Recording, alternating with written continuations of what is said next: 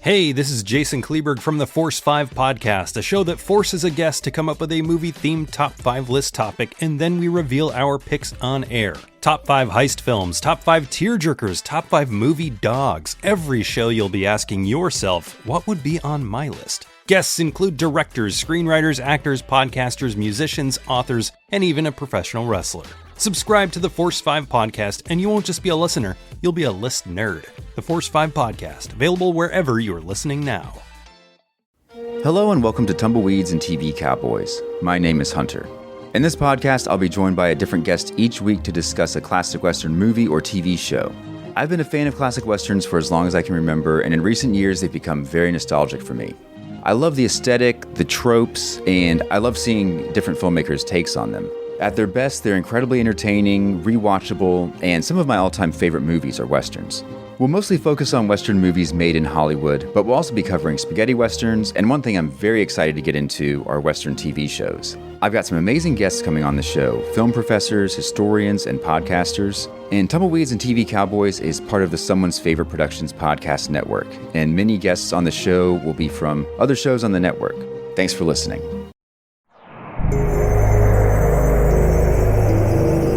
We're in Way Media.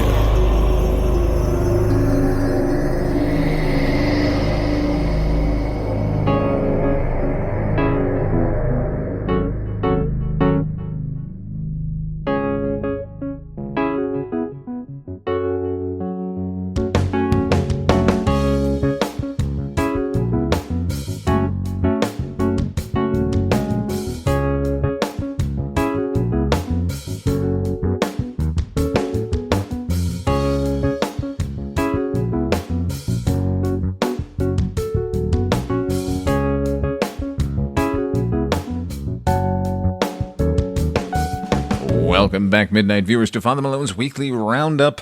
I'm Father Malone, and sitting this episode out is Miss Ripley Jean. She's miffed that I wouldn't sneak her into the movie theater, because this week we are taking a look at a film that you can only see in cinemas.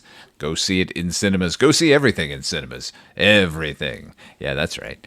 Before we get to those four of the fantastic persuasion, it was Comic-Con weekend, and as such, there were news and trailers aplenty. So let's do a quick breakdown and recap and such before I turn it over to the regular show, which is a crossover with the Kulturecast and the projection booth. We got a new trailer for Tron Aries, the latest disappointment in the Tron franchise. Let's lose Garrett Hedlund and Olivia Wilde and add Jared Leto. What could go wrong? In the plus column, it's got Evan Peters. It's about time he hit the big screen. Speaking of which, why hasn't there been a Jimmy Cagney biopic starring Evan Peters? It's right there!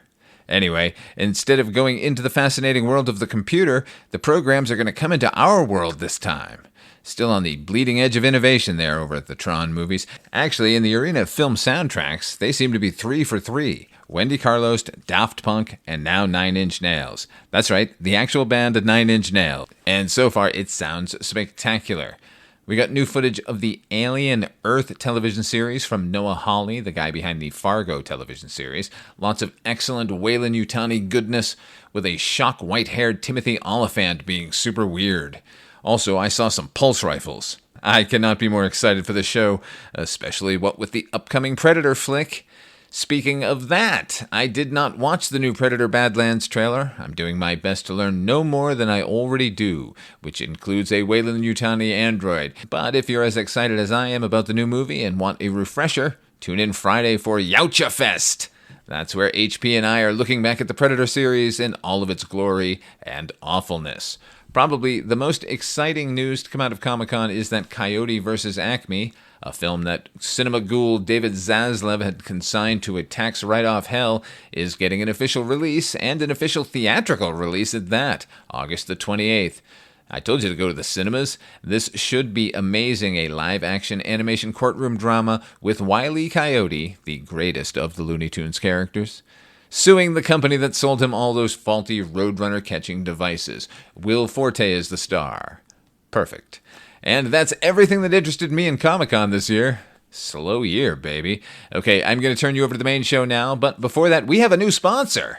It's the Latverian Tourist Board. We're going to run that ad, and after you'll hear all about Fantastic Four First Steps. See you all Friday. Good evening, worms. Victor Von Doom, PhD here, your once and future overlord. And I'd like to take a minute to talk to you about the most important time in a student's life. Sooner or later, you'll be faced with a monumental choice that will affect every aspect of your life. Where will you spend spring break? So where will it be? Fort Lauderdale? Don't forget your fanny pack. Cabo? Fun place if you enjoy being kidnapped and beheaded. This year, don't follow the crowd. Be a trendsetter.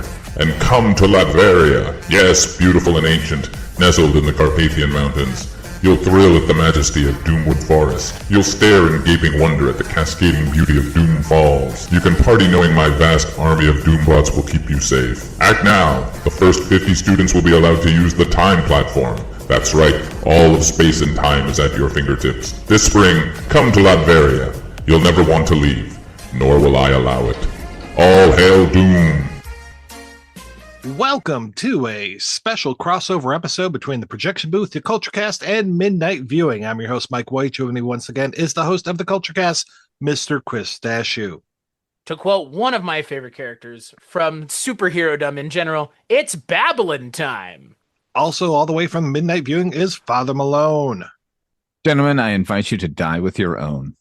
On this episode, we are looking at the 2025 film Fantastic Four First Steps, which is actually the fifth retread in this franchise, where we're looking at four superpowered beings who protect the Earth, or Earth 828 this time, from Galactus, who is not a big gas cloud.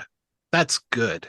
There's not a lot of origin story, but it's more of a look at the fourth year going into the fifth year of the team's existence, and we will be spoiling this discussion like crazy. So if you haven't seen Fantastic Four First Steps, turn off the podcast, come back after you've gone to see the movie. All right, Chris, what did you think of Fantastic Four First Steps?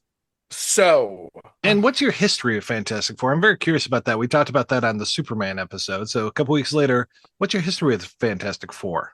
So The Thing is one of my favorite superhero characters, period. Just something about him and like the portrayal in the comic books I really enjoy. The portrayal in the movies I think has been the version that's been more spot on in most of them has been The Thing, at least in those Ioan Grufford, Chris Evans, Jessica Alba Fantastic Four movies, which I saw. I have seen every Fantastic Four movie that has been released in theaters, including Fan-4-Stick, which not many people saw that shit in theaters. There was a reason for that. I saw it in theaters.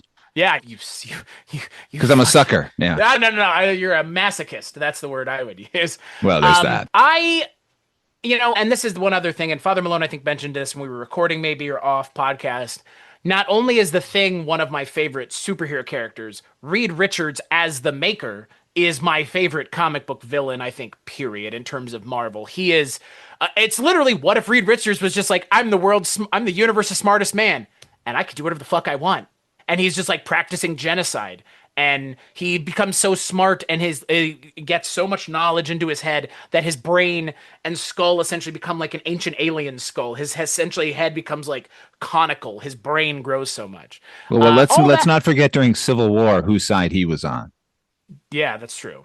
I think if you're going to do a Fantastic Four movie, this is the right place to start. However, and I'm saying that in terms of the setting, I think in a lot of ways, this is Marvel going, man, wouldn't it have been nice if we had done a period piece with the Fantastic Four in 2009 or 10? Look, we'll have that discussion about all that, I'm sure, at some point in this episode. But for me, I liked the setting. I liked the world that this movie took place in. However, this movie was an hour and 55 minutes. And there are parts of this movie that drug. And the plot of the movie and the way that the conflict resolves and a lot of the Deus Ex teleporter bridges is just, there's some stuff that doesn't seem as well integrated into the story as I was hoping they would be. And there are parts of this that I'm like, I'm glad that we're doing this version of the characters. And there are other things where I'm like, I'm a little disappointed that we're doing these versions of the characters. And by the end of the movie, once we see where they end up going with everything, I think I'm Hopeful for where the second or third steps go, if that's in fact what the movies are beyond this one. Who knows if they keep the Spider-Man naming conventions? I mean, I know John Watts was originally going to direct these movies, so I kind of wonder if there is going to be a little bit of the Spider-Man naming conventions. But all that to say, I think for the most part, it's one of the better Marvel movies we've had in a while. It shows a lot of reserve where other Marvel movies of its similar ilk have not, including something as recently as Thunderbolts. But I think at times it maybe plays it a tad too safe. And look, it's 2025. We know where the MCU is effectively headed in the next couple years. We're effectively almost at year 20 of this. I'm assuming by year 20 of this, we will have a whole new thing with all new things of people, which is kind of what they've talked about and they've alluded to. And now seeing that thing at the end of the movie, it's just like, it sets in, oh my God, we're like right back here in like 2018, 19 again, effectively. So I enjoyed it, but I think there's plenty for us to talk about in terms of the shortcomings of the movie. But I think overall, best Marvel movie in a while. Yeah, best Marvel movie in the last 5 years. I don't know about that. There have been a lot of decent Marvel movies, if not great Marvel movies, that have come out in the last 5 years. But in terms of this, to answer the initial question, Mike, in terms of doing a Fantastic Four thing and my history with it, this is the best Fantastic Four movie I've ever seen in theaters. So that's a distinction that it has over the other 3 times I've been in a theater watching these same characters do similar things. So, And Father Malone, how about yourself? Growing up in the 70s, I read a lot of Marvel as a kid, up until about teenagerdom when I decided that horror comics were the way to go, and I didn't have any fealty to any comic book company after that. But definitely Marvel as a young kid, and Fantastic Four is sort of made for children almost. And when I was reading comics in the 70s, I was effectively just reading the original run from the 60s. So it was all of this kind of material that ends up in this movie, which is bright and shiny and cosmic. Now, I never really had much use for the Fantastic Four. I always loved their peripheral characters. I think they have some of the best villains in Marvel. One of them is on display here for the first time, Mole Man, and who I love as a character, Harvey Elder. But more than that is Galactus, but more than Galactus is the character Norrin Radd, the Silver Surfer, who is one of my maybe top 5 Marvel characters of all time. Just the existentialness of that character, the dilemma that he finds himself in, which is fully on display here, which I really appreciated. The first Fantastic Four movie I saw was in 97 when I got a bootleg of the Corman produced flick, which we just reviewed over on my show just a few days ago. And then obviously the Ioan Griffiths. That's how you pronounce that. It's Welsh, friend. Griffiths. Those 2 movies, those were garbage. Even worse than that was the Josh Trank thing, which who on fucking planet Earth thinks a dark and twisted version of the Fantastic Four is the way to go? It is literally the shiniest and brightest of the Marvel titles. So I had no expectations for this movie. All the trailers I saw, I did not respond to at all. I didn't quite understand the Pedro Pascal casting, and I mean, the rest of the cast seemed good to me. Nevertheless, so my expectations were 0. This to me was one of the best superhero movies I've ever seen, honestly. Not only the best film for Marvel since Endgame, but one of the best overall. I mean, whatever praise I heaped upon Superman for making a cinematic comic book, this one puts that to shame. This is a fully realized world with all of the pieces fitting together very subtly in some places. We always talk, when we're talking about Tales from the Dark Side, we always talk about the economy of those scripts. You said it, Chris, this movie is 2 hours. This movie, it moves so fast. This movie's 1 hour and 55 minutes, dude. Right, it's wild. It's a less than 2 hour Marvel movie in 2025. Like, this movie starts 4 years in, catches up fucking immediately to where we are, and gives us an incredible fucking dilemma, and actually pulled off the fucking impossible in that it made Sue Storm one of the most powerful and interesting characters, whereas she has always been the most underwritten and boring Marvel characters. I loved the movie. I actually have seen it twice. I saw it last night, and this morning I went and saw it again. But did you buy the $80 popcorn bucket? 2. One for display. Oh my God, one for eating. One for eating large, if not oversized, comical portions of cereal out of. No, just for eating all of the popcorn on planet Earth in one sitting. I hunger. For popcorn. What about you, Mike White? What's your experience in history with the Fan Four Sticks? So I think Fantastic Four might have been one of the first comics that I read. I remember specifically my folks had a rental property and they were doing a lot of fixing it up before we could have renters move in. I don't even remember how that happened, but I remember sitting around and reading an issue of the Fantastic Four, and I swear it was right around the time of the Iran hostage crisis, because I remember there was a parody song of Barbaran, the old surf song. Bomb Iran. Bomb Iran, yes. And that was playing on Dick Burton, and I was listening to that and reading this comic book. So very strange memory of that. But yeah, they were some of the first folks that I read as far as comic superheroes. And like you said, Father Malone, they're perfect for kids. And it's just this kind of candy colored world that they lived in, at least back in the 60s. And I love this retro futurism vibe that they have with this, where things are analog, but they really shouldn't be. Things like Herbie with the tape deck in his head and how he's got different programs on tapes and everything. And when you see the Fantastic Car zooming through the city, you get to see like a robot dog walker or these little tiny cars that they have. And I'm just like, I love this world. I really like this Earth 828 that they have, where it feels like because of the Fantastic Four coming to be, or maybe just because of the way that the world played out, things are running differently, and we don't have transistors, we don't have the smaller technology, we still are using blackboards and things that are very analog. And I really like that. I like the look of this, and God, it is so different thinking about that Josh Trank version where so much of it just took place in a fucking warehouse and it was just dark all the time. And this, we're out in the daylight. I mean, even the stuff with Harvey Moleman is pretty bright. Once we get down into the subterranean world that he lives in, there's some light in there. It's not just dark, dark, dark the entire time. And then having Paul, what's his name? Walter Hauser. Paul Walter Hauser, yeah. Oh, he is so great. I love Butter that me guy up. so much. Lay it on. He's so good. And then Don't be mad at me, Johnny. I didn't dress you. It was so nice having more Sue Storm in here, because I really feel like at least those Tim Story movies were so much about Johnny and the Thing. And we've got a pretty good amount of the Thing in here. I mean, it's tough. You've got 4 very strong characters and you're trying to balance all of them.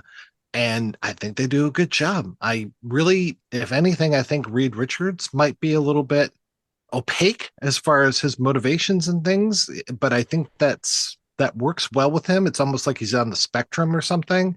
And I'm really okay with that. And I'll tell you, I just, before we started recording, just realized that Johnny Storm is Eddie from Stranger Things. Could not put my finger on where I knew him from. Really don't get a good beat on Johnny Storm in this one, other than he's a pretty smart guy, but he isn't given the credit that he's due, and that he actually figures out that whole alien language. I'm pretty happy about that. I thought that was pretty great. He is a 180 from Chris Evans. It's Johnny Storm. Oh, good Which Lord, is yeah. perfectly fine, though, because again, when people get bent out of shape about portrayals in the movies, my response tends to be, at this point in my life, you've read comic books at any point? There's no one. There are singular standard bearers of the characters if we're talking about like the singular Earth of the comic books in the Marvel comics, because like in the Marvel movies, there is one more or less decided upon Earth that most, if not a lot of the things take place on, but there's plenty of variations on this character. Joseph Quinn's character is very different in a, I would say, an updated way, because I'm not sure that kind of character would really fly. Like, I think he'd be way too easy to write in a way that the audience wouldn't want anything to do with him, and they'd be kind of put off by him.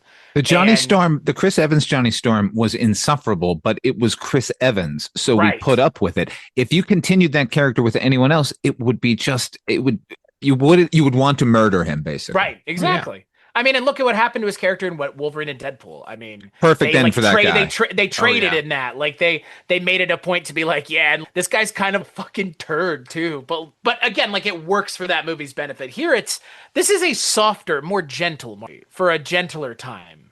I like this portrayal of Johnny Storm because, yeah, he's always portrayed as sort of the hothead, sort of showboat of the four, but you know, ultimately what he represents is the sort of teenager of the family. And there are other aspects to him. I loved that he figures out the translation of Zenla's language, the Zenla language in this. But he, at the same time, he is really annoying. You know what I mean? It's funny and it's played for laughs and everything. But if you were living with that guy, you would want to punch him all the time. Oh, yeah. Well, I'm just glad that the Thing isn't such a sad sack. Oh my God, right? Movies, I don't know if they could Look at me, Reed. Look at me. I'm so ugly. Oh, God. The only person that thinks I'm cute is a blind lady. Oh, God. I mean, it was the way it was written back in the day. It's the way it was written back in the day. There's no way a woman would find this man attractive. Fuck you, he would, she wouldn't. He's literally a superhero, bozos. It's self-explanatory. Well, are you going to tell me it's because Natasha Lyonne has a really deep voice that's why? It's actually the other way around. Ben Grimm, when she opens her mouth, he goes, ugh. I don't want to hear that voice. She's so cute. Oh my God, she's adorable. So adorable. She reined in all her regular Natasha Lyonne here. Like that, it's not the sort of broad from Brooklyn. It's different character. My God. They got Natasha Lyonne to play less to type than she normally does. Let's put it that way. And I love that he's like one of the few that I know of Jewish superheroes, and that he's very proud of his heritage. The whole thing of growing up on Yancey Street, but it's not like they're overplaying that either. It's not he's I remember when I was growing up over here, blah blah blah. It's instead of I grew up over there. It's okay, nice small thing, and to give him the little taste of he's a really good cook. And that's his science. Johnny can figure out the languages and Reed can do all of these calculations. But here's Ben in the kitchen cooking with Herbie. And he's a fucking hell of a pilot. And yes, what you're talking about and how he's always been portrayed before as the sad sack, lonely guy who's just lovelorn. We get that in one scene. Speaking of the economy of the script, it's him watching himself on television and seeing what he used to look like. And they just cut to. And what's amazing to me in this was it's a shot of a CGI face in a reflection of a window with a television on it. And you can see all the emotion. You see how sad he is about this, because that's when he looks over at Natasha Lyonne and decides to walk away. So I got all of that. Didn't need him crying about it for scene after scene. I think, and this is again me just speaking broadly, because in the cases of something like Fantastic Four or Superman or Spider-Man or Batman, we have had so many retreads of this that we can go, well, they did it better and they didn't have to do it, and I don't feel obligated. Fantastic Four once again proves that the audience at this point, mind you, maybe not 15, 20 years ago, and I understand why, they have now proved, I think, once again, the audience are not fucking stupid. The audience knows. The audience can do a little legwork on their own, and even if we don't have 45 minutes of the movie for setup of the origin story, which there is like a fair amount of setup in this movie, but it's not origin story setup, at least not of a certain kind. It's an origin story of a different kind, frankly. They give us that fucking like little documentary at the beginning. It's so fucking brilliant. Like, in this day and age, it's like, instead of showing us the whole damn thing, just give it the bullet points, give us the Cliff Notes version, for fuck's sake. And it works just as well, because once again, if you're able to do it economically, you get away with it. Spider-Man did it rather well. Superman did it rather well. This did it rather well. And they all kind of trafficked in the same thing. Like, it's not that we don't get the backstory. The backstory is just peppered in throughout the movie. And so it kind of works better and doesn't feel so stilted in terms of the flow. I think did it the best and kind of started off this idea of we don't have to show everything is that Edward Norton Hulk, where it was just like the opening credits. We're going to show you the whole thing very quickly. And then we carry on with the movie. We don't have to do the origin story every freaking time. I mean, how many times do we have to see Peter Parker get bit by a radioactive spider? I mean, I'm glad that those home movies that they had just went away from all that stuff. How many times have we been to fucking Crime Alley, for God's sake? And what I liked about this opening and that little documentary where they give us the origin without giving us the origin is that we're at no point do we get to go out into space and see the cosmic rays hit them and watch this and that happen. Instead, we watch them take off, and then we see a ship crash, and then the thing's hand punch its way out of the craft. Nice. That's all we needed for the origin there. The other thing I loved about the opening is, like you said, it's sort of bullet points. We get like the greatest hits of what they've been doing for the past 4 years, like the major missions where the thing is like hauling a burning tanker by its anchor chain into a harbor. And then Johnny Storm is putting out a fire at an electrical plant. And all I could think was like any one of these sequences would be the giant end set piece on any of the other Fantastic Four movies up until here. And they're just like burning through them at the beginning. The other thing I noticed in that the power plant sequence, when there's a crew on the ground who like salute him, thanks, Johnny Storm. The two guys in front, the one saluting him and the one standing next to him, that's Jay Underwood and the fellow who played the Thing in the 1994 version. And then Alex Hyde White and I think Jessica Staub, I think her name. Those two are reporters later in the movie. So that was a cool thing that they didn't need to do, and they fucking did it. And it made me very happy. I mean, I just watched the other one the other day, so it was a little obvious to me, but Michael Bailey Smith played Ben Grimm, and I only know that because he was the guy who played gigantic Freddy Krueger in Elm Street 5. Remember when it's yeah, roided out Freddy Krueger? So I think for me, and look, I'm a little biased because I do like Eben Moss Backrack in other things, obviously The Bear. And the cooking thing with me was like, okay, like you're kind of trafficking in a little bit of what he's really known for now. But he's really good as the Thing, but I think to the point that's already been made, I think Vanessa Kirby walks away with this movie, and she's amazing. I like that, again, as someone who's a fan of the comic books and the more recent stuff, definitely, like, the character of Malice is something that is a big part of her character, especially in the comic books. And I know that she has made it clear that is something that she wanted to bring to the character.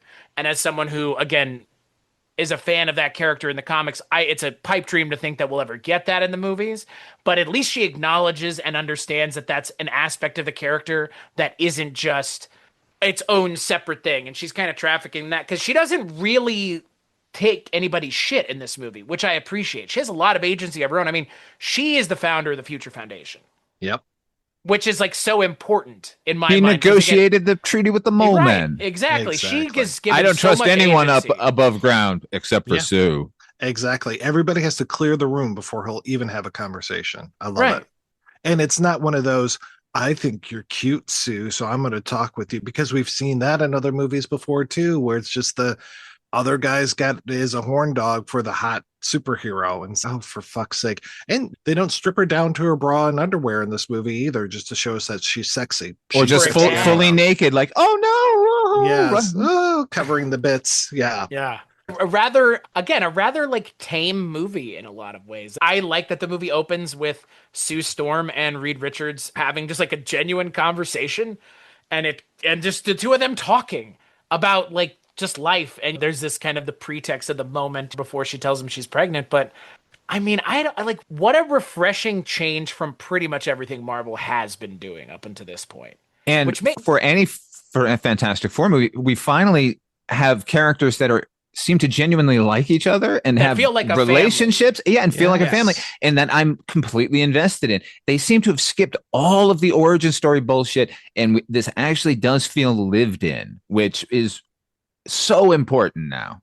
And it's almost like go ahead, Mike. Go ahead. Well, I was going to say, they have to be a family. They have to be a unit because they are put into jeopardy with this whole thing of Galactus wanting that baby.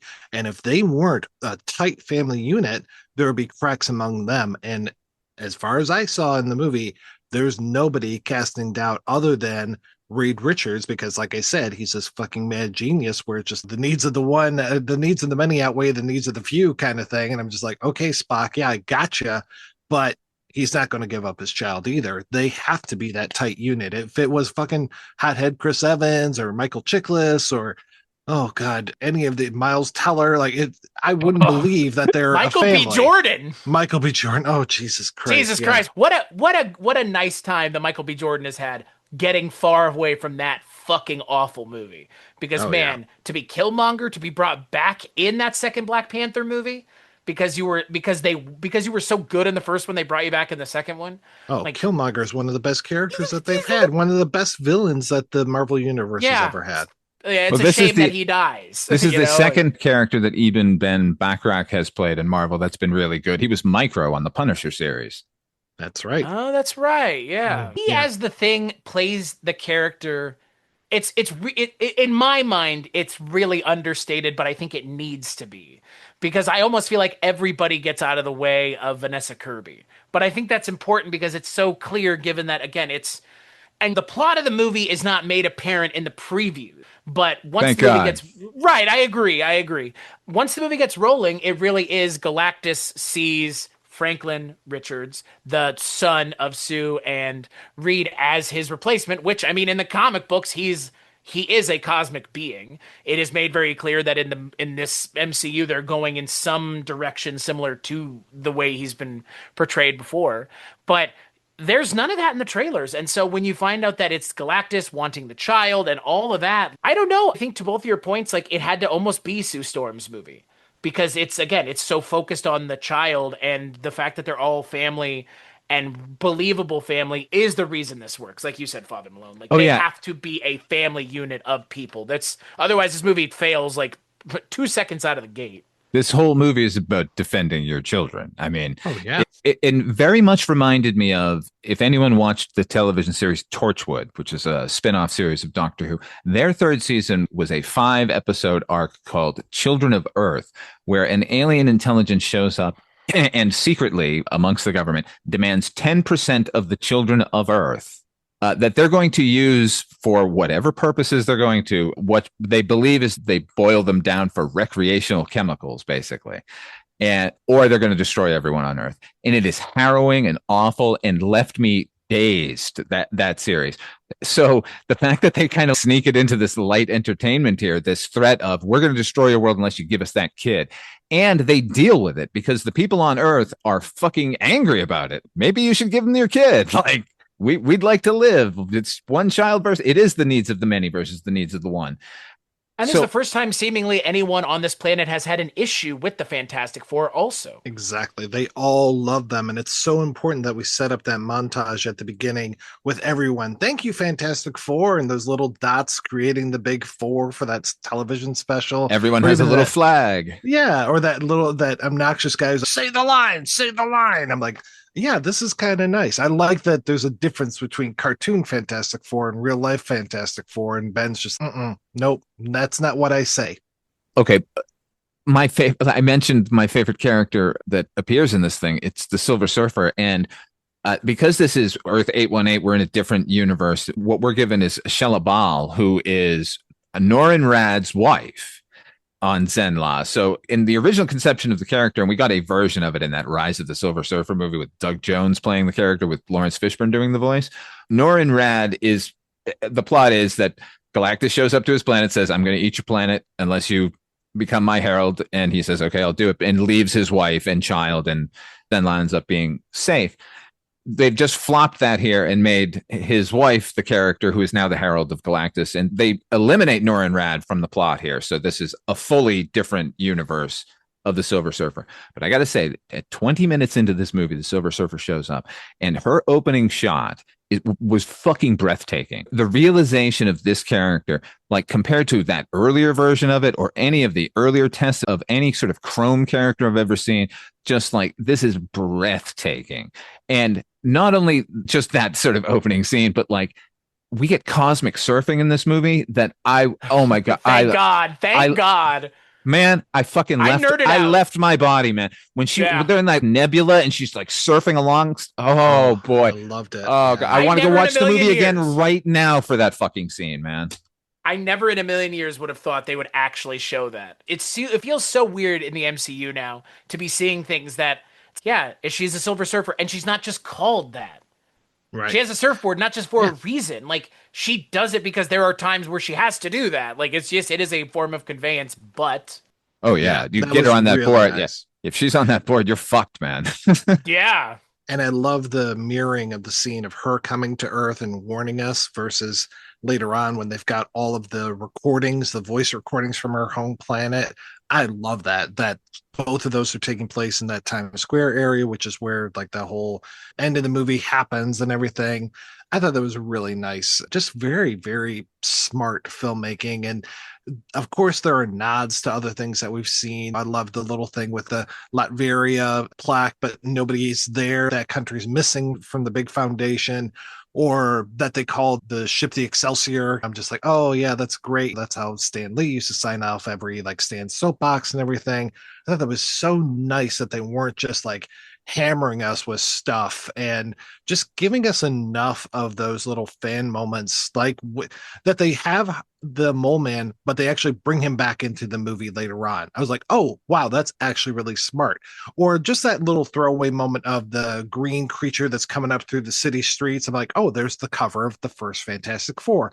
That's so nice. And I love that they do those little things without just, oh, well, look in the background. And if you see this and this, and it's okay, yeah, I was definitely looking in the background and just taking in all of those moments. But it was just because the city was so cool looking and just so much fun to kind of see, like, how does this world work? I guess if you like Canada Dry, you are really in business because they've got Canada Dry advertising all over the place. And Canada 7-Up. Dry. Yeah. The whole the splash pages kind of thing that they keep doing in the movie. Anytime they slow action down to give us a tableau. Earlier in any Marvel film, sort of prior to this, I'm thinking of like Avengers, it's always like in the middle of some big action moment, and they basically do a freeze frame to let us know, hey, here's a comic book panel for you here. Here, it's anytime the movie slows down. So you get these sort of poetic moments with the Silver Surfer when Johnny grabs her surfboard for the first time and they're floating together, and it's so gorgeous. And then later when she's sort of having her crisis of conscience, she sort of floats up and is just hanging in front of the moon. I was like, this is fucking beautiful. And it didn't feel like they stopped to do it. It felt like organic to the plot. I fucking loved this movie. I loved when she shows up for the first time and you get all of the people's reactions, and you get those two guys in an office building and they do a reverse shot over their shoulder. You see her in the background and it's Timely Comics and you can see pages out of comic books and stuff. I'm like, oh, that's nice. We're not going for the obvious. We're not saying, oh, this is a Marvel Comics office. No, this is Timely Comics, which will eventually evolve. But this is so nice that we just get a little nod to these guys working overnight, coloring their comic books and setting up for the next issue as we have the new Silver Surfer outside. And I looked at the names of the people involved with the film in terms of the screenwriting. And so there are 4 names that are listed. There's Josh Friedman, Eric Pearson, Jeff Kaplan, and Ian Springer. There's one more for story. Right. And yeah, there is one more for story. Cat Wood. So the 2 names I mentioned at the top, Josh Friedman and Eric Pearson. Eric Pearson worked on and co-wrote Thunderbolts, and then Black Widow and Thor Ragnarok and Agent Carter. And there are a couple uncredited rewrites on certain things like Spider-Man Homecoming or Quantumania. And then Josh Friedman, this is his first like Marvel. He worked on something that I really had enjoyed. He worked on Terminator, the Sarah Connor Chronicles. I love that series. Yeah, the series is way better than it had any right to be. It kind of has been, unfortunately, forgotten in all the other Terminator bad things as maybe one of the few good things that Terminator actually did. After part 2, I think it's the only worthy thing, other than the video game. I'm inclined to agree with you. But all that to say, I'm really glad that Marvel is working with people that they have not worked with before in these things, but also still having people that they're continuing to work with in those rooms as well, because I think it's helping balance out the problems that we've been having with a lot of these Marvel movies, which is they just get stuck in these ruts of doing the same thing, not because it's easy, but because it's just kind of the way Marvel does things. This, I think, and maybe y'all would agree with me, this is almost atypical of a Marvel movie at this point in a lot of ways. There's, 3 action scenes in this movie? Maybe 4? And they're pretty economical, too, for the most part. And they work rather well. And they're good additions to what's going on, but they're not necessarily the focus, because the focus is, it's a character drama, almost. Like, really, it's a family piece. And I don't know, like, I've been kind of preaching about this and bitching about this since Captain America came out, but if you know what the source material style you want to go for is, lean into it. And they leaned really hard into it here, and it worked. like gangbusters, clearly. And I'm glad, because maybe Marvel will continue to be creative and work themselves out of these ruts that they worked themselves into. Because, yeah, this is a lot of this movie just feels atypical of what we've been seeing of Marvel recently. I think it's good that they're working with the same people in some cases here, because or promoting people from within, because Matt Shackman, he shepherded all of WandaVision. He directed every single one of those and created that show, and I'm sure was the showrunner overall. So he got to learn how to tell a story in 10 episodes or 12 episodes. So he's the perfect guy to tell it in 2 hours, because he can cut off all of the fat and get it all down to its essential components. And I'd also like to point out that if you read the comics at all, Franklin Reed, his first governess was Agatha Harkness. Nice. Yeah, if I had one complaint about the movie, though, it would be that it feels rushed sometimes. I know that's very opposite of what you were saying, Chris, where you're like, I'm a little bored in parts. But for me, a lot of times it felt like, and sometimes I'm okay with this, as far as it feels like almost the beginnings and endings are cut off a little bit of each scene just to move it along a little bit more. But I was like, I kind of like to see a little bit more. But I think that's just because I was enjoying the world so much and enjoying these characters. And if anything, I would have liked to have spent more time with these characters. I would have liked to have known them a little bit more. But it tells a story in less than 2 hours, which is pretty freaking remarkable, especially because when I booked the tickets for the theater, it was 2.5 hours that they allotted for it, and I guess a lot of that was the pre-show, so it took 20 minutes of trailers, baby, and then 10 minutes of their fucking commercials.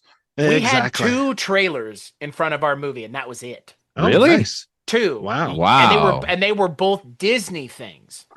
We had Avatar and Aries, Tron Aries. Oh, okay. Well, yeah, I mean, I had both of those, and then we had, the new Aronofsky, the new Paul Thomas Anderson, and something else. But all 3 of those, I was like, I don't want to see these, which was surprising that I would say that about a Paul Thomas Anderson film. Whoa, Mike. I know. Leo wins me over sometimes. Fiona Apple warned you.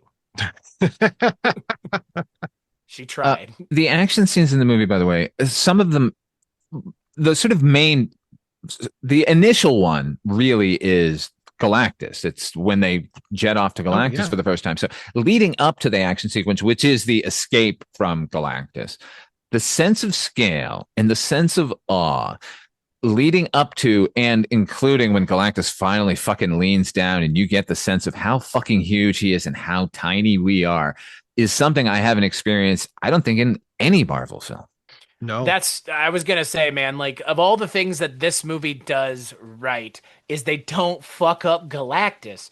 And man, talk about the MCU going as far as to stop doing the big villain characters for some of their characters initially because they don't want to blow them like they did with Red Skull. And I mean, Red Skull is obviously in my mind like the worst one. Well, that's because they fucking brought him back as some mystic celestial. What the fuck are you doing? I mean, is it he better wants to leave to him kill or bring everybody. Him back? I mean, he's transcended that though. And to be fair, now you could just bring in Red Skull from Earth wherever, fucking whatever the fuck. Stop it. Hey, don't look at me. I'm not the one who decided multiverses were an easy way to fix Secret our War mistakes. can't come fucking fast enough. I know. And that's the thing. I'm so glad that this movie wasn't a like retcon horseshit machine, because that's what it would have been if they had not figured out the multiverse scenario that we're in now. It would have been like the Fantastic Four existed and we didn't know anything about it, and why haven't they been mentioned? This movie would have just been the Eternals, because isn't that the problem the Eternals had? Was like, where the fuck were you guys this whole time? Like, yeah. And you can't, you can't do I'm not saying you can't do the Fantastic Four without the retro-futurism, but well, you could have done like they've done with the earlier versions of S.H.I.E.L.D. They have Hank Pym and they had Agent Carter and stuff. So they could have said, in the 1960s, the Fantastic Four went up and they got their powers and they did a couple of secret missions first and then they went up for some other mission and they disappeared. That's how they could just sort of retcon that. But having them be in their own universe is fucking perfect here. I like them there. Here's the thing. My fear going into this movie was this was going to end in tragedy, that Galactus was going to win and they were going to have to escape and they would be the only ones escaping from their universe into ours. And then I was just going to feel bad for them for the rest of the fucking run of the Fantastic Four in the MCU, because they would be like Superman or fucking any of these people, like with, Thor, for Christ's sake. I get the distinct feeling that the way that this plays out is Franklin Richards puts them in the MCU universe unintentionally through some sort of, because again, like that's the power level of that character, is he can bend like space and time. And so now, because again, to your point, Father Malone, we talked about this at the end of the Thunderbolt episode. I was under the impression, I think we all were, that the Thunderbolts movie and the post-credit scene implied that Galactus ate Earth, Right. Earth 828, and that's and you know what? Good on them for practicing restraint and not doing that. However, I also feel like that's because of the other thing that happened last year, about a year ago now, which is the casting of one Robert Downey Jr. as Iron Man replacement Doctor Doom, which I'm assuming is the case in this universe. In this universe, there's not an Iron Man, there's a fucking Victor Von Doom, who's essentially going to just be Dark Iron Man, which, I mean, again, you have Tony Stark, the actor who played him, in that role, so it makes perfect sense. In my mind, anyways. And clearly, I mean, if they had destroyed Earth, then it would have been, where is this Doctor Doom coming from? But now it's like, this universe is Doctor Doom. Right. Well, they could have just pulled him from some other universe. And by the way, more than ever, I'm unhappy with the Robert Downey Jr. casting as Victor Von Doom. Given what we got in this movie, the level of imagination and the perfect spot-on casting, like across the board, like who these people could have cast for Doctor Doom, given if a wide open net, like maybe it'll be good. I don't know. I just think it's a huge mistake. It, I think, is the biggest issue I have with this movie, because the Latveria, like, random mentions and stuff do feel a little like, okay. No, I'm fine with it. This is a Galactus story. That says, but that's my point. That's this my is point. about Like, the I'd rather Four just and their focus child. on that. Focus on that, because Doctor Doom is such a big threat. Don't hint at it, because it reminds me, like you said, Father Malone, of the Robert Downey Jr. thing, which I agree with you wholeheartedly. A year ago, I was maybe like just more shocked than anything else, and now I'm just kind of like, it is kind of subsumed everything as the thing that is kind of like all anyone is focusing on. It's and like it when sucks, kind of. It's like when the Hulk lands at the Sanctonius or whatever, the Doctor Strange's place, and his nose is coming. Now we're all sitting around here going, Robert Downey Jr. is coming back. Right. And we know it. Like, we know it. Imagine if we hadn't known it and they had revealed it at the end of this movie. Oh, God. Yeah. What if he had just turned his head just a little bit. Dude, we would have all collectively lost our shit. Yeah. Yes. And you know what? I don't understand why they passed up that opportunity, because Same. you know what? It's great to do it at the hall in fucking San Diego right now. Comic-Con's going on, was in this past week type thing. But you're telling me that you would rather have that one video of people reacting to Robert Downey Jr. than it being played over and over and over in movie theaters from here until eternity as one of the greatest twists in cinema, just to see? Could you imagine how many people would have just gone apeshit if they had seen that on screen? Because that's what could have happened. I don't know why the answer wasn't just, we'll reveal who Doctor Doom is in Fantastic Four. You will see who he is at the end of the movie. Like, why spoil it? Because like you said, Father Malone, like, even if it hadn't been Robert Downey Jr., whoever it would have just been like amazingly insane, because we know that that's the villain of the next two movies. They needn't have revealed anything here. They could have just done what they did and have her walk back into the room and see this green cloaked figure, and you'd be like, oh fuck, and then that's the end of the movie. Yep. By the way, speaking of the end of the movie, it's a happy ending. They push Galactus into this black hole and send him into another universe. Did the Fantastic Four, by any chance, doom us here on Earth? Because that's kind of how it feels. Well, that's what I was going to say. But they didn't push him into another universe. They pushed him to the other side of their universe, right? Without his spaceship, like the Delta Quadrant or something. Yeah. So it'll take him millions of years to get to us. Which, I mean, look, there's a couple narrative conceits in this movie that I feel like are kind of hokey, like we're gonna all save our energy together. Okay, movie. We're gonna turn off the world power grid. Hey, okay, you did see the world that they live in, right? No. I was gonna say that they're all under one banner, and the only country not participating is Latveria. I get that. I get it. I was gonna say the movie gets around its narrative conceit, and that's fine. But again, to your point, Father Malone, it's a happy ending movie, which I was not expecting. Not when Galactus is involved. I honestly thought when the power grid started to go down, when they were trying to do the whole "we're going to move Earth out of the way" thing instead of move Galactus out of the way, when those grids started going down, I was thinking, Oh shit, was that Latveria just refusing to be part of this and turning off their grid? And I thought we were going to go in a whole other direction all of a sudden. I thought the same thing. I was because they kept showing the map, and I was like, it starts in Eastern Europe, and I was like, wait a second, is that no? It wasn't. Like, Yeah, it yeah. was Then I was not. like, oh, okay, no, it's just the Silver Surfer having incredible powers, which is so nice to see just how powerful she is because that's what the Silver Surfer can do. It's none of this bullshit, just, oh, I can be so easily defeated. It takes a fucking lot to defeat this person. And she ultimately, in conjunction with with Sue, and they get everybody else on board and stuff, but ultimately it is the Silver Surfer that defeats Galactus, which is just absolutely appropriate that she gets her revenge for her own planet. And how great It's is the two mothers who defeat Oh, Galactus. yes, right? yes. And how great is Ralph Ineson as Galactus? Fantastic. Oh, yeah. And that it was a practical effect. Like they Oh, built a suit for this man and he was like in a Galactus suit. Good on them for doing that even because it yields dividends really. I love the way he looks in this movie. Like he's to Mike's point earlier about the fucking floating cloud, which because they couldn't commit to just a giant dude floating through space in a big It ass would look spaceship. silly. You Right. can't do it. It'd be silly. He could be Right. inside of a spaceship. Again, like who cares, right? Like it's just again, like they think that audiences used to want to go watch comic book movies that made comic books boring. And it's like we read comic books because they're exciting and fun and over the top and bombastic, but then also they can be all kinds of other things. But don't try to take what makes comic books out of them and set them in the real world and it has to be real and reality. Like, why? And it was so refreshing to watch the MCU just go, yeah, like at some point we are going to stop trying to make everything in real life and just accept that this guy's just building a suit of armor and he can fly around in it.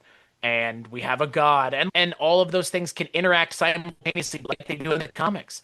And that's not a problem for the audience. And this movie really is like the one of the better examples of like the audience is on board from the first moment we're watching the movie. And by minute 50, when a guy in a giant space chair jumps down and starts antagonizing our heroes, everybody's like, this cool, we're on board. You already got me through the door and I'm on board with you. And that's again, tell us in 2008 about this movie being like this. And I think our brains would have collectively melted.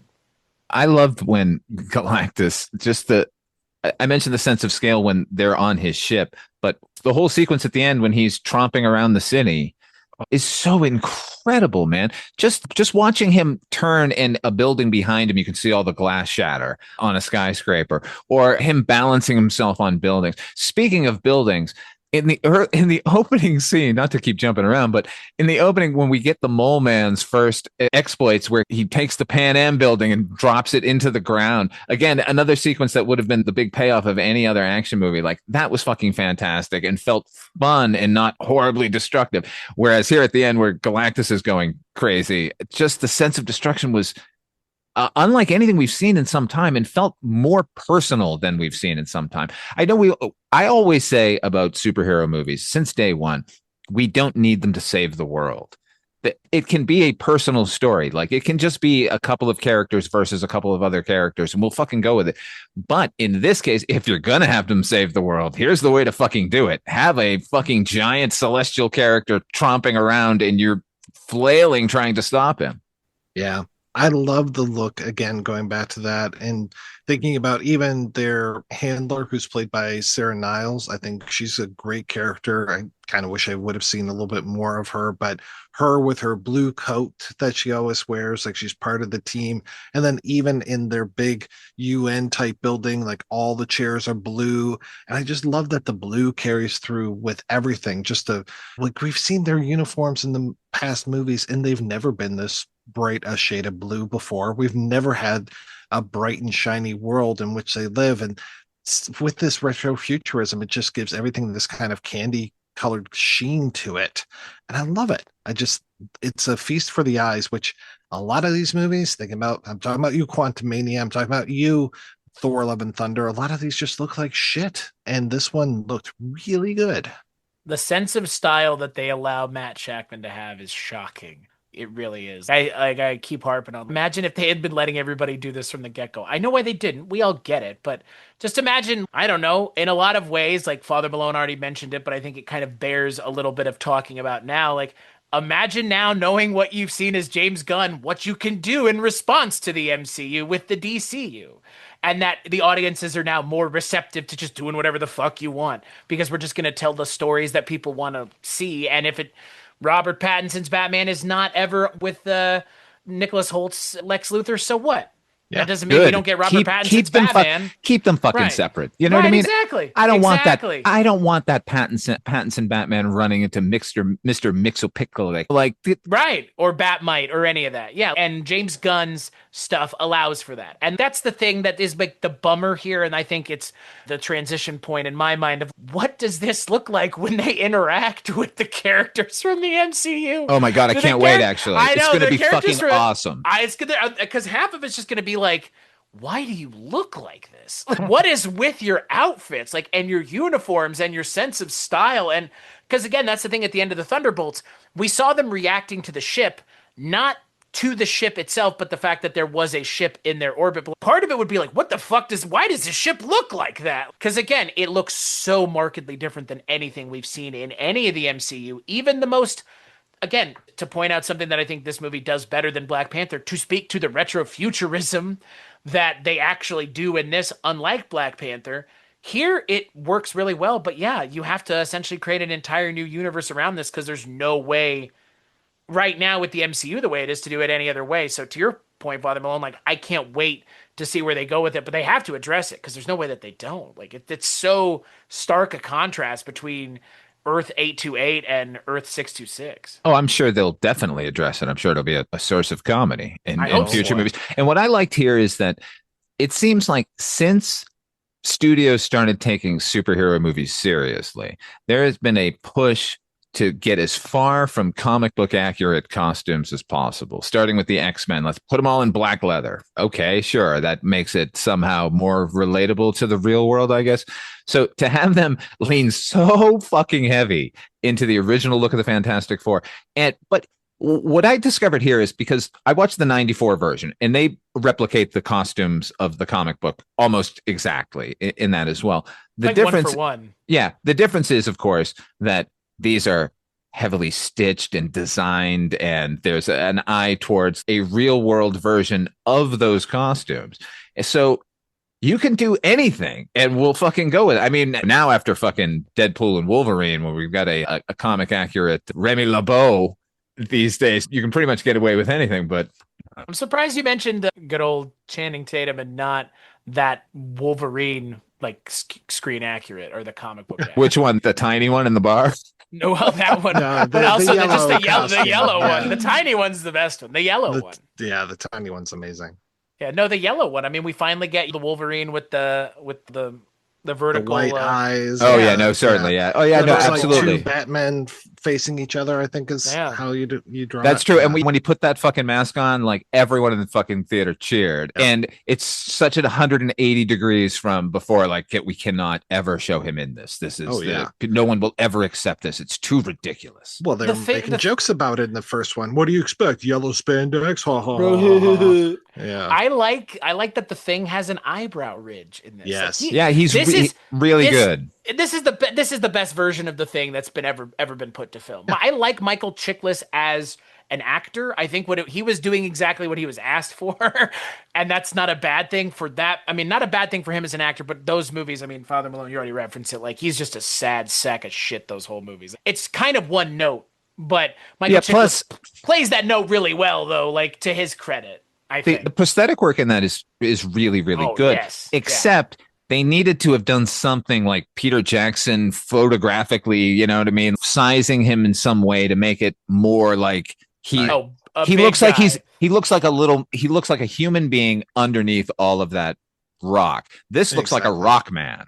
Right. And that's it's surprising how well the thing works because it's the one thing that I feel like they haven't been able to get right in any of these movies. Is The they can 94 look version, and act. I do want to give the 94 version its due because Steve Johnson's suit in that they had $1 million budget in that movie, which means he maybe got $50,000-$60,000 and he made that one suit. It's fucking incredible. If he had been given a couple of $1 million, we would have had a practical suit in 94 that would talk and fucking move and fucking clobber in time all day. Hey man, those turtle suits in the 90s are a good example that you could have done it if you actually had the wherewithal to do it. I mean, those turtle suits I think are still in my mind like the best animatronics ever made because they carry those movies. Say what you will about those movies, but those are 4 people in fucking full ass puppet suits, like giving it their all. And yeah, I think that is the bummer. Is the thing about that original Corman movie is just it's a big what if. I mean, look, the Captain America from the 90s similarly. Woof. Like Captain America, come on over here. It came out and it's bad. Fantastic Four movie at least would have had some charm. And that's the thing, like the thing that the Fan Four Stick movie didn't have, that those first 2 had, where they were at least like mildly charming. Chris Evans is kind of charming. Michael Chiklis kind of charming. Like they're all kind of charming. Like that Fan Four Stick just was like, let's be serious. And I'm good. Yeah. And they take all the fun and the charm out of it. We've kind of talked about him a little bit, but I think speaking of charm, I think for me, like Pedro Pascal, I'm good now. Like, I don't need you to be in everything anymore. And this is like the thing where I'm like, I really liked him, honestly. I know that's the thing. Like, he's really good. And I'm saying like peak Pedro Pascal, but dude, like, what else can you be in at this point? Cause you've now been like in everything in a degree that like no one else can even replicate. Like he's, for a lot of people, he's like a singular Star Wars character for them too. More important than fucking Luke and Han Solo. Mandalorian is some people's like the Star Wars they only care about, that's fucking Pedro Pascal. Like he's been around for quite a while now, and I've seen him in tons and tons of things, but I've only recently warmed to Pedro Pascal. So this was the perfect movie for me to finally embrace him because I loved his Reed Richards. We got the actual perfect Reed Richards in that Doctor Strange in the Multiverse of Madness. No one could portray the smug fucking assholery that is Reed Richards like John Krasinski. Totally Thank God. I do not like really John Krasinski at all. He's such a smug guy, right? Like he plays it so well. Like I despise him. Yeah. I was so glad that they kept the stretching to a minimum and that they didn't do just stretch for stretch sake, like those weird things. Like I like when he used his arm to go up on the blackboard. I was like, okay, that works. And I like that the blackboard was also, it looked mid-century modern, that it came up in peaks, but it also made sense because he could stretch up that far. Exactly. But then in the big action scene at the end, when he's going around and he's stretching all over the place, I'm like, that looks all right, but let's keep that shit to a minimum. We don't really need to see it because it goes no matter what, no matter how they do it, it's always going to be uncanny because we just don't move that way. So it's always going to be weird. So I think they do as best of a job as they can by keeping it to a small percentage of it. And I liked when Galactus was stretching him out. Oh my God. Seeing the pain on his face. I thought that was really great. I think the one missed moment for this is when Sue is laying on the street, possibly dead. She should have woken up and said, I really want to try some shawarma. I think that would have been a perfect way to end the film. All I could think was, man, Reed Richards is not putting his back into that CPR he's doing with her. What the fuck, man? Dude, that's your wife, brother. Oh, yeah. But Deus Ex Franklin Richards, baby. That's baby. Yeah, and that's literally when that baby looks awful a few times in there. That's when the baby looks awful. There's a few times, well, especially like when he's trying to get to his mother. I'm just like, oh, CG baby. Oh, it's like you're scaring me. CG baby head. Hey, that baby has the power cosmic, all right? It's getting fast. It does. It does have the power cosmic. It can bring people back to life. It can. You know what's funny is in the comics, Shalabal one time appeared as Silver Surfer because Galactus, in the form of Franklin Richards, made her the Michelle Obama. Michelle Shalabala. Michelle Obama. Shalabal. Shalabala. Good God. Zenla. Kamala. Oh my God. That, you know what? That was the other thing that was nice because this movie is set in like retro-futurism. Like I went into this movie as like, I kind of forgot that there was a real world outside. And that is, again, I think Father Malone, you would agree, clearly having seen it twice now, like, there's something to be said for that. Given that, like, we literally 2 weekends ago talked about Superman not doing that. Superman literally just being like, let's steer into this shit with the rage-baiting troll of Lex Luthor. There's none of that here. And again, we've already talked about it a little bit, in this universe, it is a much better world, clearly, than our own. Can you imagine what 2025 would look like if this was the universe that we lived in? Just, again, the world coming together to turn all of our electricity off, other than these one group of assholes in Latveria. What would that look like? Oh yeah. Though the whole thing of, and they've even started Galactus cults. I was like, oh fuck, that strikes too close the to death home. cults, they're coming. Oh boy, oh boy, oh boy. I wept many times during this movie. I know I'm a sentimental old man and everything, but there were moments of actual fucking pure emotion. This movie features a birth in space. I've never seen that in a movie, and it is emotional and appropriate, and it comes in the middle like of an action sequence. Yeah. I don't know, gentlemen, this movie, it was made for Father Malone. Yeah, it really was. And here's the thing. Like I said, I'm not the biggest Fantastic Four fan. I can take or leave them. The fact that they were going to have Silver Surfer in this had my money. And the fact that we were getting screen accurate Galactus and everyone involved, obviously I was going to go see this movie, but I had no expectations whatsoever. And it really won me over. It really reinvigorated my interest in the Marvel sort of universe. I can't wait to fucking finish this goddamn saga, the multiverse saga. We got 3 more, is it now? We've got Spider-Man and the 2 Avengers movies, and then we're done. And then we can fucking move on to our next frontier. And it can't come soon enough, because if this is where we're going, I'm so excited. Does that mean that Marvel is now just going to do this as its own thing? Like that the Fantastic Four are just going to have 2 sequels or as many as this time allows, and it'll just be in their universe? That's my hope. We could be so lucky. I mean, again, like if you go to other multiversal things that have been done, one of them, speaking of DC, is Injustice, the video game. In the video game, in the first one, it's like a multiversal crossover that causes the issues. But in the second game, it has nothing to do with that. And it's just taking place in that universe that was dealing with multiversal stuff in the first game, but now it's just dealing with things in that universe. They're different than the universe you're used to, but we don't go and have alternate universe Batman brought in. I mean, we don't have any of that again. It's just that's whatever is taking place in this universe is that version of the game. And that's what I would like to see with the MCU after this. If the Fantastic Four do exist beyond this, I hope it's just in their own universe, doing their own fucking thing. The hell did you just say? It made sense to me anyways. I would like if these movies stay in their own lane moving forward and don't get bogged down in the MCU of it all, because I think the MCU could do like the DCU is going to do and allow things to just be their own things. And there's nothing wrong with that, because I don't think, Father Malone, your favorite superhero is Captain America, Sam Wilson would not work on Earth 828. The end. Right. It just wouldn't work, and I don't want to see it, and I would prefer to just have this be its own thing moving forward after whatever they decide to do with Doomsday and everything else. Yeah, I agree with you. If they go back to Earth 828 and they just chill, because they are, as far as I can see, the Earth's only real protectors, keep them with that Earth. Let them stay there. Let them have their thing. Let them go against other villains if they need to. I am curious. I'm excited to see the deleted scenes with John Malkovich. I think that would be pretty cool seeing him. And from the tiniest images that I've seen, I don't know if he's in jail during it or what's going on, but we get the Red Apes. I'm not familiar with that character, so it seems so cheesy to have these red apes going around, but I'm like, yeah, that's the Fantastic Four. I love it. Yeah, man. Red Ghost is fantastic. He's got his army of apes. Yeah, they're so really fun. And the fact that it was going to be Malkovich, like, I feel like we kind of got robbed of a few movies of just the sort of wacky adventures of the Fantastic Four. Yeah, he was on the poster, not his face, but his name. So I was just like, ooh, I wonder, for a while, because I was trying to stay away from this stuff as much as possible. I was like, well, I wonder if he's voicing Galactus. That would be interesting. Yeah.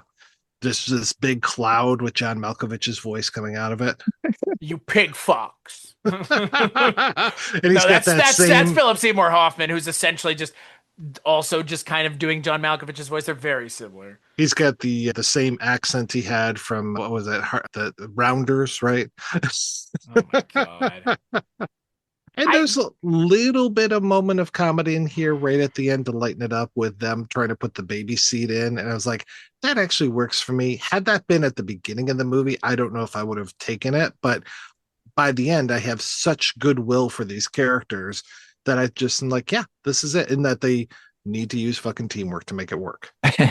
This movie makes the unthinkable real, and it gives Ben Grimm facial hair that doesn't look ridiculous. Oh my God, it was awesome. I know, right? I was like, man, that's so cool.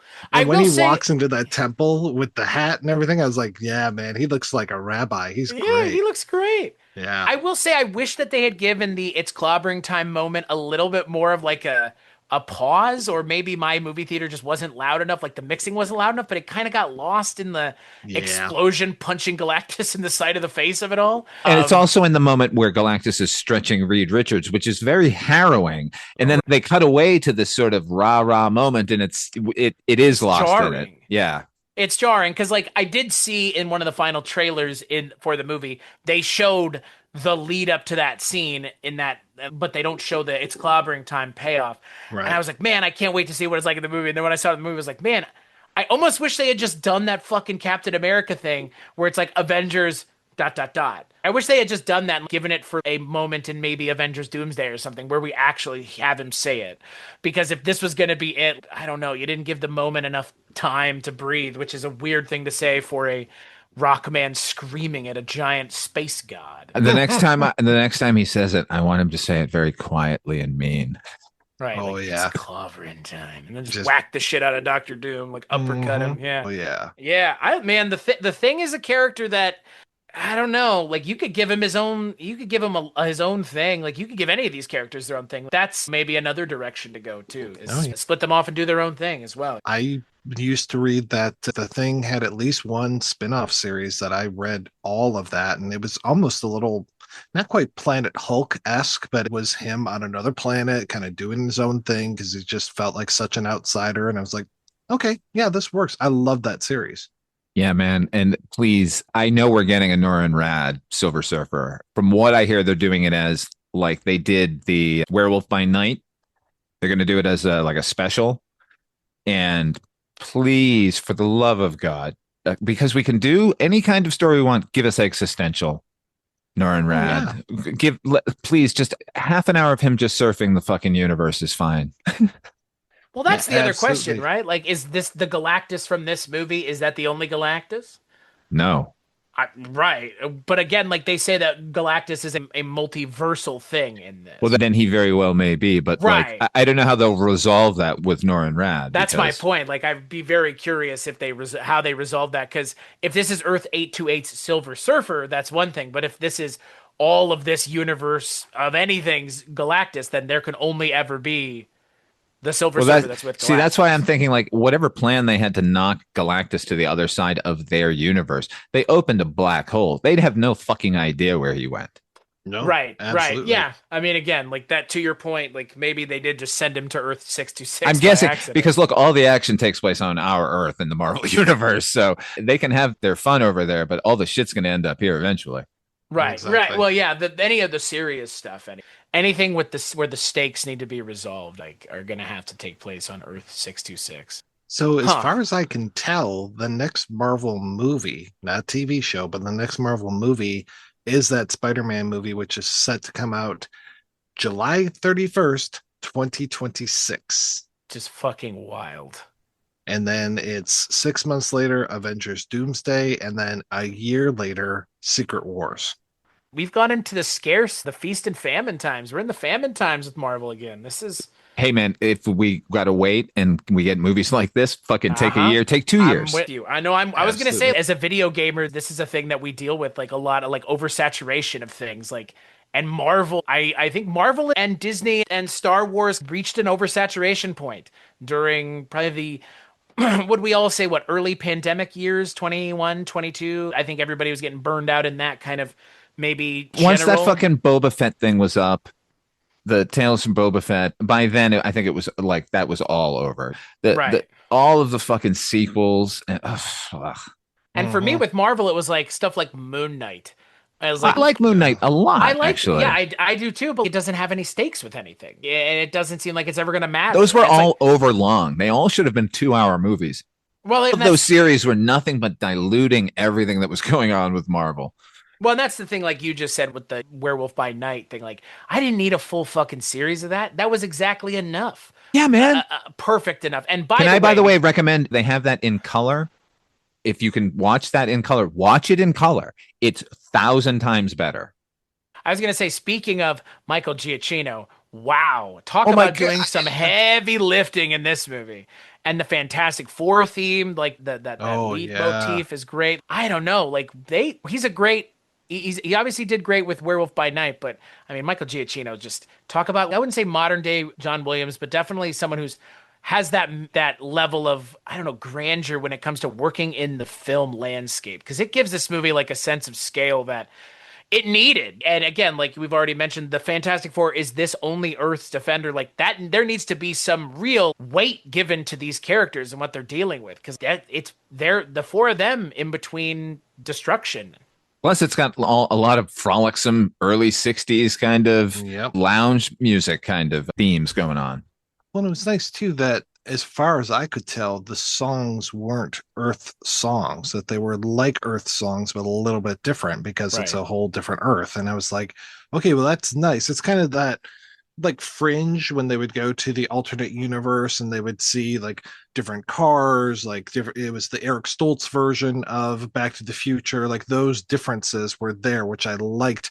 And it wasn't like punching you in the face with things. So it wasn't like we had to have a music video where it was kind of like the Beatles, but not quite them. It's okay, please. Like, even though this universe, this world, this 828 could have lent itself to really gimmicky garbage type stuff, they stayed away from it. They didn't even focus on the cartoon that much, just a couple of moments during the movie, and then having the cartoon intro at the end, I thought was really a smart thing. And also harken back to the end of the one Spider-Man movie where they're No Way Home, I think, where they're all pointing at each other. And I think one of the Sony animation ones where the animated one does that as well. The 2099 version of Spider-Man coming in. Yeah, that was nice. And I thought that was a very nice way to end it. I'm glad that this movie didn't dip like its toe too much into comedy. I mean, I would say it's about as comedic as any Marvel film is, but I would say it's less so in my mind. Like there are moments of comedy, but there aren't those like, it's seeming like we're thankfully getting away from those Joss Whedon moments that this like MCU was plagued by for what, a decade after Avengers. Like it was wisecrackery. But it was also like serious beat, joke to undercut the two serious beats because we could never be serious. And this movie doesn't do that. Thunderbolts doesn't really do that either. I went and rewatched Thunderbolts as well. Like I did too, by the way. My estimation has grown. My criticisms remain. I think it's clunky and really poorly paced. But yeah, the ending is fucking riotously good. Yeah, it is way, I like, to your point, like I think it's way better than it had any right to be, and I have really re-enjoyed, like I've enjoyed rewatching it like 2 or 3 times even. That's a good team. I really enjoy them. Yeah. And same here. Like, as much as maybe Pedro Pascal for me doesn't do all the heavy lifting, he's almost the Leonardo of the group. There always has to be one character that can stand to be underwritten a little bit, but doesn't always have to be. But Pedro Pascal's great. But for me, I think all of this movie really does benefit from the 4 leads just being so great together in a way that the Thunderbolts were. And I'm hopeful that with more team-based let's do that. Yeah. Keep giving us teams, for Christ's sake. Give us the fucking Midnight Suns. They're sitting right there. I know. And I'm hopeful for the X-Men. Like, I'm hopeful for whatever we get of the X-Men. This makes me so unbelievably hopeful for whatever we get as their version of the X-Men. Because it'll probably be a mix of whatever they're doing with Doomsday and whatever they're doing beyond that. But I'm hopeful that it's great because they've been kind of nailing it with these big hero teams recently. And the chemistry is really where this kind of comes down to. And the actors right now, they must just be champing at the bit to work with Marvel if you're in a team setting, because you get to work with these great actors and feed off of one another. It must be great. So you're saying that Pedro Pascal is good, but he can be better? That was a Wonder Woman 1984 reference Oh, for you. God. Jesus, Mike, why? The movie that made Pedro Pascal never want to shave his face again, apparently, is what he has said. I hated the way I looked without facial hair. If your hair looked like that, I believe it. Anything else we want to say, fellas? Go see this movie. I love Superman, but this is better than Superman. See both of these. Like this, you just said it, Chris. Hopeful for the future of superhero movies. I thought it was all over, and finally, it seems people are figuring out that you got to give us a good story, and take your time and make the characters enjoyable and make everything pay off, and maybe instill a sense of awe and wonder that we all go to the fucking movies for in the first place. I as much as Deadpool Wolverine last year didn't nail it, the thing that movie nailed was that fucking team up at the end. That was the best part of that whole movie. That's the best team up, I think, in any of those Deadpool movies. Because you're like, okay, there's a sense of those characters. There's a sense of how Deadpool interacts with them. There's a sense of how they interact with Deadpool. They're all kind of different, but they are all on a similar wavelength, and that works really well. And I can't help but wonder how much of that positive energy and chemistry of those teams worked their ways into the other scripts and the things that were being worked on around the same time being filmed and going into production, like this movie was, and Thunderbolts, really. And just that Deadpool Wolverine movie, just everything but the team up at the end is kind of but you know what? If that sets the tone for some of these things moving forward, great. Because there's about to be a really big team up thing, and I hope it's half as good as that original Avengers big ass team up was with Endgame, or Infinity War, because that's a pretty high bar to cross at this point. So, but these are some good team films. So I can only hope that beyond this, it'll be better. There's nothing but potential from everything that's come up until now. All of the films have been they've been all disappointing in one way or another. But now we know who those characters are. We're established with them. If we can get them into a situation that is half as good as Infinity War, I think we're golden. For the first time in a long time, there's a good Marvel and a good DC movie in the movie theaters that you could go watch on a Saturday back to back and not have a bad time with either. And by the way, it was never one versus the other. As comic book fans, we love both of them. Like, we want them both to succeed. Right. Mm-hmm. And if you don't feel that way, then get the fuck out of here. Because that's only good for us that they're both successful. It's good for them too, obviously, financially. But as consumers, them being good at the same time actually makes both of them better in the long run. Because if you're just resting on your laurels, one of the other ones can be complacent. Cough, cough, Marvel. It's not like Marvel saw DC and went, we're just going to elevate ourselves further than them. They looked at him and went, these guys just keep shooting themselves in the foot over and over again. It's like racing a one-legged man. Like you're ahead the whole time. And Marvel got so complacent that they're having to redo everything. But I'm so excited to see what that is at this point, because the way they treat the audiences is so markedly different from 10 years ago, let alone 2008. So yeah, hopeful for the first time with Marvel is wild. Marvel is one thing, but DC is another. Collectively this is a first, I think, in our lifetimes with these kinds of things, really. It was very strange when I went to the theater. I pulled right into a very convenient spot. There were very few people in the lobby. There were very few people in my theater. I know it did very well this weekend, but it was pretty empty when I was sitting there, which was a big surprise for me because I was expecting packed everything. I was like, oh, this is the Fantastic Four. This is going to be huge. I mean, the theater was overflowing for Endgame, of course, but not here. Not here, unfortunately. So I don't think they've got legs. Yeah, I don't think they've built up the goodwill yet. Like Thunderbolts was a good first step, honestly, before first steps.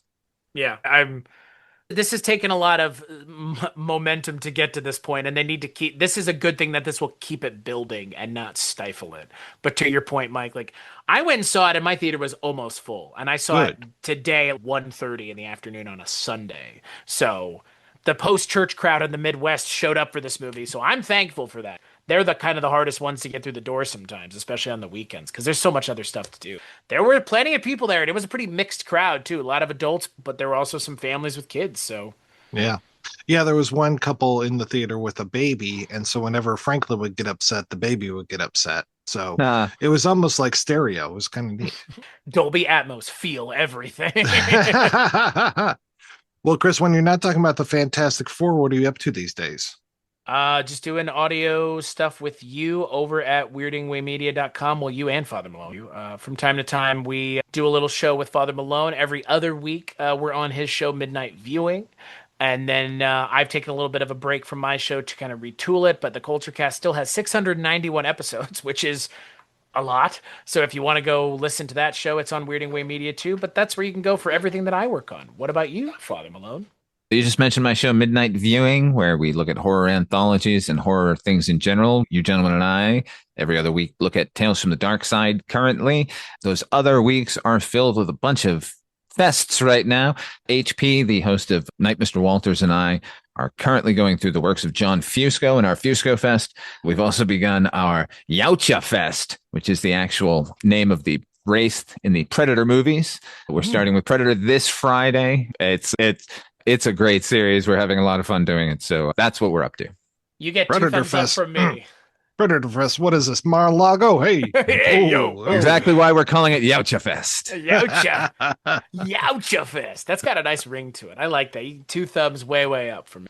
And as for me, you can find everything that I do also at weirdingwaymedia.com, including the projection booth, which you are currently listening to one version of it. You might be listening to this under the Kulturecast or under Midnight Viewing, but yes, all of those, weirdingwaymedia.com. Come on over, give us a listen. I think you'll be very pleased.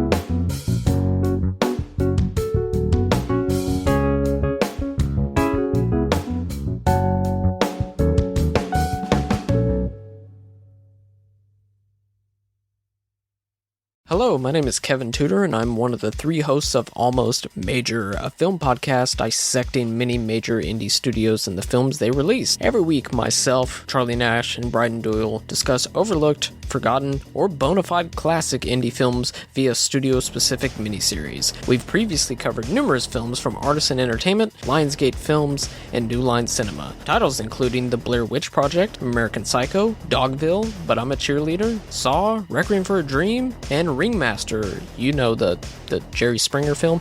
Anyways, we have a fun time every week and we hope you will join us. Subscribe to Almost Major wherever you get your podcasts. Now proudly a part of the Someone's Favorite Productions podcast network. Do you love movies? So do I. What's up, y'all? It's KB, and I love movies. Inviting you to listen to The Conversation, a film podcast where passion meets perspective and opinion. From the old school to the new, I invite a guest on to discuss the movies that thrill us, challenge us, break our hearts, or even blow our minds. There's always new episodes dropping wherever you get your podcasts.